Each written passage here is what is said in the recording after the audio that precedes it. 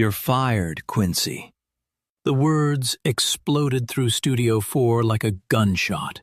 Every sound inside Westlake Recording Studios, Hollywood, California, stopped at once. The 24-track tape machine continued spinning.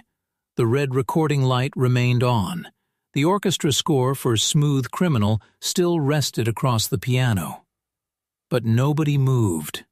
Not after hearing what Michael Jackson had just said. Standing behind the massive mixing console on March 15th, 1987, 28-year-old Michael Jackson slowly lowered his hand after pointing toward the studio door. His face showed no anger, no shouting, no emotion. Only absolute certainty. Across the room, Quincy Jones stood frozen. The coffee cup in his right hand never reached his lips. The headphones around his neck slowly slipped onto his shoulders. He blinked once, certain he had misunderstood. "What did you just say?" Michael never looked away from the glowing VU meters. His voice remained calm. "I said, you're fired. Please leave." No one inside Studio 4 had ever imagined those words could exist. Not directed at Quincy Jones. Not after everything they had built together. Engineer Bruce Swedian accidentally dropped his pencil. It rolled across the polished floor. Nobody bent down to pick it up. Assistant engineer Tom Belurcio stared at the spinning tape reels as if they might somehow reverse time. String arranger Jeremy Lubbock quietly removed his glasses. Even the air conditioning seemed louder than anyone breathing. 3 months. 3 months of recording. 3 months of rehearsals. 3 months of rewriting arrangements. Everything suddenly balanced on one impossible sentence. Quincy slowly placed his coffee cup on top of the console. The tiny sound echoed through the silent studio. "Michael?" His voice stayed controlled, professional. "We should talk." Michael finally turned around. "There isn't anything left to discuss." Quincy frowned. "What happened to you?" Michael answered without hesitation. "Nothing. I simply realized my future doesn't sound like your past." The words landed harder than the first ones. Several musicians quietly lowered their heads. Nobody wanted to witness what came next. Quincy took one slow step forward. "You've forgotten something." Michael folded his arms. "What?" "We made history together. Off the Wall. Thriller. The biggest selling records the world has ever seen." Michael nodded once. "I know." Quincy waited, expecting gratitude. Instead, Michael quietly said, "That was yesterday. I'm trying to build tomorrow." The room grew even colder.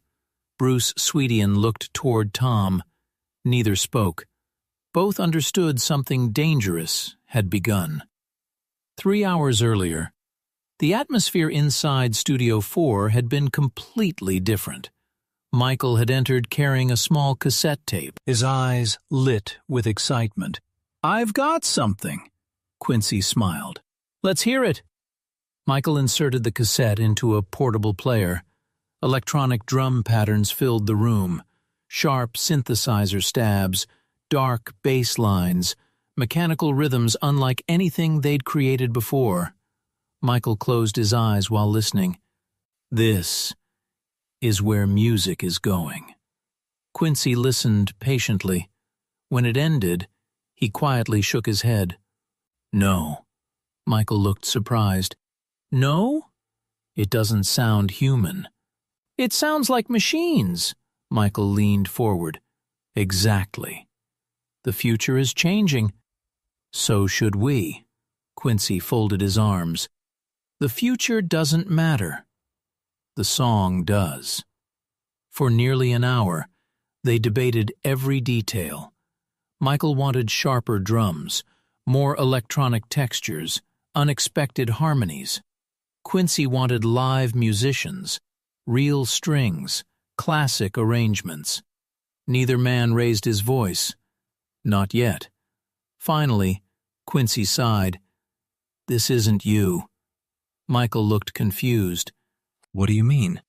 "People don't love machines. They love Michael Jackson." Michael slowly stood. "And how do you know what Michael Jackson sounds like?" Quincy smiled slightly. "Because I helped create him." The room became silent. Michael stared at him, longer than anyone expected, then quietly answered, "No. You helped produce me. You didn't create me." Nobody breathed. Bruce instinctively stepped backward. Tom looked toward the studio door. He had never seen Michael like this. Quincy walked closer. His voice hardened. "Without me, you'd still be another talented singer trying to find his sound." Michael smiled, not happily, almost sadly.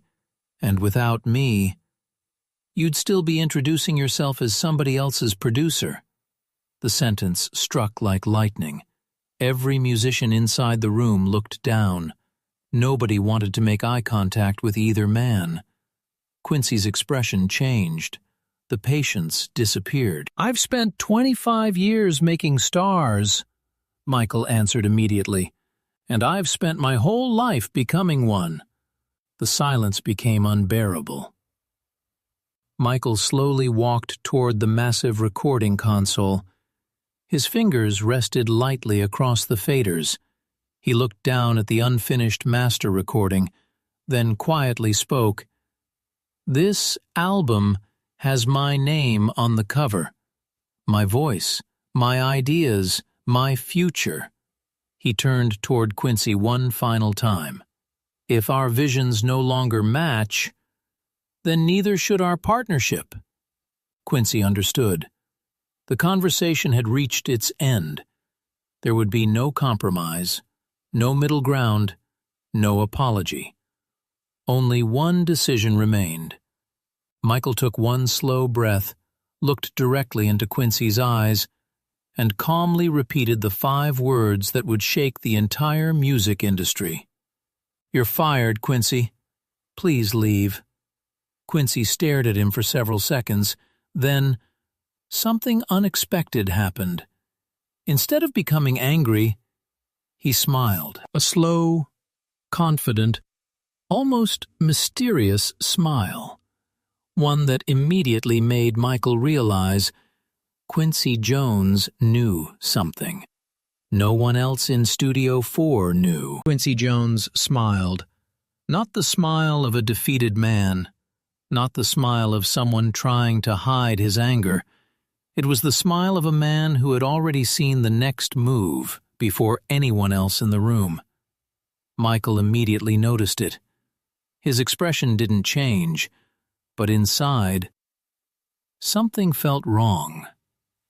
Nobody spoke. The only sound came from the 24-track tape machine. Its reels continued spinning. Smooth Criminal. Half-finished. The most ambitious recording either man had ever attempted. Quincy slowly walked toward it, not in anger, almost peacefully. Bruce Swedien instinctively stepped forward. "Quincy," his voice trembled, "let's slow down." Quincy never looked at him. "I am calm." He reached the recorder, rested one hand gently on the spinning reel, almost affectionately, then turned toward Michael. "You know, I've spent 25 years protecting artists from making emotional decisions." Michael folded his arms. "This isn't emotional." "It took me months," Quincy nodded. "I know. That's why it hurts." Every person in Studio 4 watched his hand. Nobody knew what he intended to do. Michael finally spoke.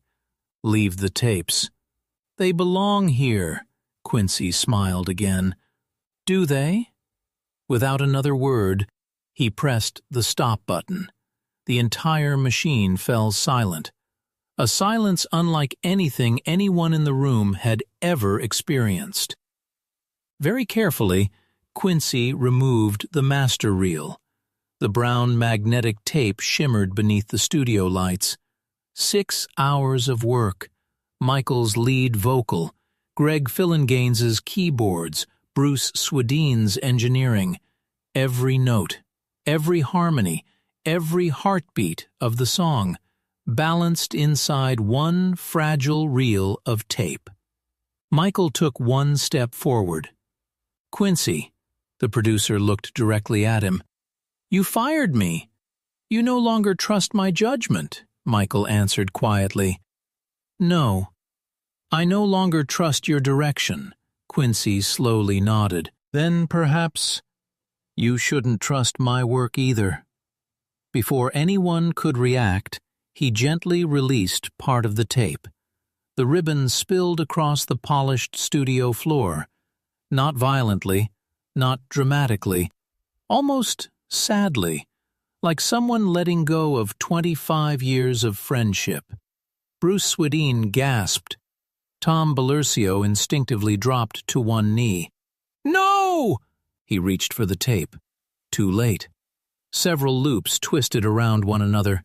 The room froze. Michael's breathing became heavier. "You've lost your mind." Quincy looked at the tangled recording. "No, I've lost my partner." No one moved. Even Bruce couldn't find words. For 30 years, he had watched musicians argue. He had witnessed shouting, broken guitars, destroyed microphones. He had never witnessed silence this dangerous. Quincy slowly walked toward his leather briefcase, placed beside the piano. Italian leather, dark brown, worn from decades of traveling between studios. He opened it. Removed a thick stack of folders. Michael immediately recognized them. Contracts, publishing agreements, producer credits, royalty documents. Every recording they had ever built together. Quincy carefully placed them on the console. "You dismissed me," Michael answered. "Yes, you still can. But these," he rested one hand across the paperwork, "remain." Michael's confidence faded for the first time. "What are you talking about?" Quincy quietly opened one agreement, pointed toward a paragraph. "My producer arrangements, my orchestration, my publishing participation. If we walk away like enemies, you don't simply lose me. You lose part of these recordings." Bruce looked between them. Neither man was shouting. That somehow made everything worse. Michael stared at the contracts. He had signed them years earlier, never imagining this moment would come. His voice became almost a whisper. "You'd really stop the album?" Quincy answered honestly, "I don't want to. But I will protect my life's work." For the first time that afternoon, Michael looked uncertain. He wasn't afraid of failure. He wasn't afraid of critics. He was afraid of losing the music itself. Bruce finally stepped between them. "Gentlemen, we've built something extraordinary. Please don't destroy it." Neither answered. The silence stretched. Then the studio telephone rang. Nobody moved. It rang again. Bruce reached toward it. Michael quietly stopped him. "I'll answer." He lifted the receiver. "Michael Jackson." His expression remained calm for 3 seconds, then changed completely. His eyebrows narrowed. His breathing slowed. He listened without interrupting. Finally, he quietly asked, "When?" Another pause. "Who gave them permission?" Longer silence. Bruce had never seen Michael's face like this. Not angry, not frightened, almost disappointed. Michael slowly lowered the receiver. He looked directly at Quincy. "The interview," Quincy's face changed instantly. "What interview?" Michael took one step closer. "The one you're giving to Rolling Stone." No one inside Studio 4 moved. Bruce looked toward Quincy. Tom looked toward Michael. Neither understood. Michael continued. "My attorney just spoke with the magazine. They're asking for my response. They say you've already told them I'm impossible to work with." The color slowly disappeared from Quincy's face. His fingers loosened around the contracts. The papers slipped slightly. Michael didn't blink. "You weren't planning to finish this album, were you?" Silence. "You were planning to leave." Still silence. "You just wanted the world to believe it was my fault." Quincy never answered. He didn't need to. The truth had already filled the room. Michael slowly looked down at the tangled master tape, then back toward Quincy. Everything suddenly made sense. The arguments, the distance, the lack of excitement, months of subtle hesitation. It had never been about synthesizers. It had never been about arrangements. Their partnership had been ending, long before either of them admitted it. And standing inside Studio 4, Michael realized something that hurt more than being betrayed. He realized Quincy Jones had already been saying goodbye. For months, nobody spoke. Not Michael, not Quincy, not Bruce Swedien. Not a single musician inside Studio 4. The truth had finally been exposed. This had never been about synthesizers. It had never been about drum machines. It had never been about who was right. It had been about something far more painful. Two legends had simply reached the end of the same road. Quincy slowly bent down, picked up the scattered contracts one page at a time. For the first time all afternoon, he looked tired. Not physically, emotionally. He placed the papers back inside his leather briefcase, then quietly looked toward Michael. "When were you going to tell me that you no longer trusted me?" Michael answered honestly, "I kept hoping I was wrong." Quincy nodded. "So did I." Bruce Swedien closed his notebook. In nearly 3 decades of recording sessions, he had learned something important. The loudest arguments usually ended quickly. The quiet ones changed lives forever. Michael slowly walked toward the tangled master tape lying on the studio floor. Very carefully, he lifted it with both hands, almost like someone carrying a wounded bird. One careless movement could destroy weeks of work. Bruce immediately came beside him. "We can save it." Michael looked at him. "Can we save all of it?" Bruce knew he wasn't talking about the tape. Quincy watched silently, then took several slow steps forward. "I never wanted this," Michael answered without looking up. "Neither did I. But wanting something doesn't always keep it alive." Several moments passed. Then Quincy quietly removed a folded envelope from his briefcase. He placed it on the console. Michael looked at it. "What is that?" "My resignation." Michael frowned. "You already wrote it." "A month ago." Bruce closed his eyes. Everything suddenly became clear. The interview, the distance, the endless disagreements. Quincy hadn't been preparing for one bad day. He had been preparing to leave for weeks. Michael finally looked directly at him. "Why didn't you simply tell me?" Quincy smiled sadly. "Because I didn't know how. You were becoming bigger than any producer. And he hesitated, "I wasn't sure where I still belonged." Michael stared at him. For years, the world had believed Quincy was teaching Michael. Now, Michael realized something else. Legends also fear becoming unnecessary. Michael slowly walked across the room, stopped only inches from Quincy. Neither man spoke. Finally, Michael quietly said, "I never wanted another producer. I wanted the same friend." Quincy's eyes filled with tears. "So did I." The room remained silent. Bruce Swedien quietly stepped toward the tape machine. He began rethreading the damaged master reel, 1 inch at a time, patiently, carefully, almost symbolically, trying to repair more than magnetic tape. Michael looked toward Quincy. "Let's finish the album." Quincy hesitated. "As partners?" Michael shook his head. "No. As professionals." A faint smile appeared on Quincy's face. "Sometimes that's enough." He extended his hand.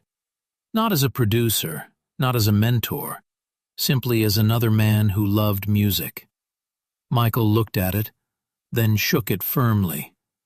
No applause followed, only relief. The following weeks became their quiet farewell. They worked differently now. Less conversation, more listening. Arguments disappeared. Respect remained. Every decision carried the understanding that it might be the last one they ever made together. When Smooth Criminal was finally completed, Bruce played the finished master through the studio monitors. Nobody celebrated, nobody shouted. The 4 men simply listened. When the final note faded, Quincy quietly whispered, "That's a good record." Michael smiled. "It's ours." Months later, the Bad album was released. Millions of copies sold around the world. The songs became classics. Fans heard perfection. Only 5 people knew how close those recordings had come to never existing. Years passed. Journalists repeatedly asked Michael about Quincy. They expected bitterness. They expected criticism. Instead, Michael always answered with respect. Without Quincy, there would never have been an Off the Wall. There would never have been Thriller. There would never have been Bad. He challenged me, and sometimes the people who challenge us the most prepare us to stand on our own. Quincy received the same questions. His answer rarely changed. Michael wasn't difficult. He simply reached the moment when he needed to become the captain of his own ship. Then he smiled, and every captain eventually sails alone. Bruce Swedien kept the repaired master reel of Smooth Criminal for many years. Whenever young engineers asked why it had visible splice marks, he simply answered, "Because great music isn't made without scars." Decades later, music historians continued debating who had been right, Michael or Quincy. Those who had actually stood inside Studio 4 never argued, because they understood something history often forgets. Nobody truly won that afternoon. Nobody truly lost. The partnership ended, the respect survived, and the music outlived both the argument and the silence that followed it. Sometimes the greatest masterpieces are not created because 2 legends always agree. Sometimes they are created because 2 extraordinary people have the courage to let each other go.